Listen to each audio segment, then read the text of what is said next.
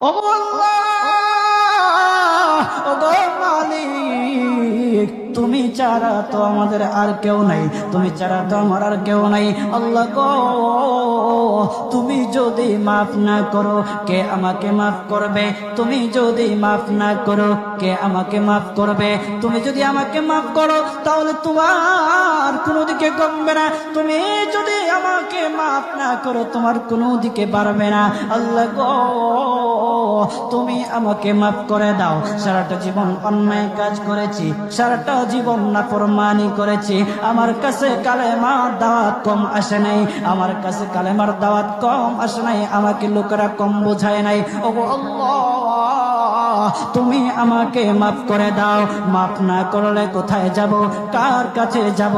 বাবা যখন মারে তখন মার কাছে আশ্রয় নেওয়া যায়, মা যখন প্রহার করে তখন বাবার কাছে আশ্রয় নেওয়া যায়, বাবা মা যখন প্রহার করে তখন দুনিয়ার কারো না কারো কাছে আশ্রয় নেওয়া যায়।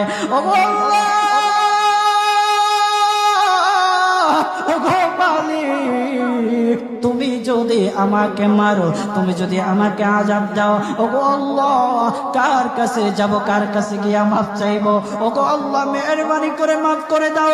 এইরকম কান্না করতেছে, কান্না করতেছে, চোখের পানি তার এমন ভাবে পড়তেছে, দাড়ি ভিজতেছে, দাড়ি ভিজে জমিনের মধ্যে চোখের পানি পড়তেছে, কান্না করতেছে। বান্দাটা কান্না করতে করতে করতে করতে আমার আল্লাহর কাছে এমন গ্রহণযোগ্যতা অর্জন করেছে, মহান আল্লাহ রাব্বুল আলামিন তার ডাকে সাড়া দিয়া তার জিন্দেগির সব গুনাহ মাফ করে দিয়েছেন।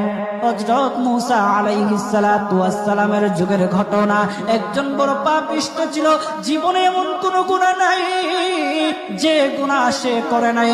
তার গুনার প্রতি অতিষ্ঠ হইয়া, মানুষ তার গুনার প্রতি অতিষ্ঠ হইয়া, গ্রামের লোকেরা তাকে হাত পা বেঁধে জঙ্গলের মধ্যে ফেলে দিয়ে আসে।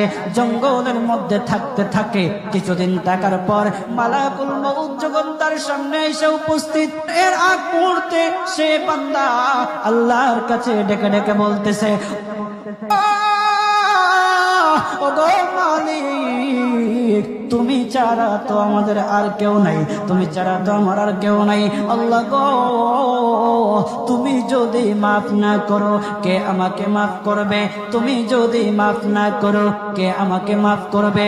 তুমি যদি আমাকে মাফ করো তাহলে তোমার কোনো দিকে কমবে না, তুমি যদি আমাকে মাফ না করো তোমার কোনো দিকে বাড়বে না। আল্লাহ গো,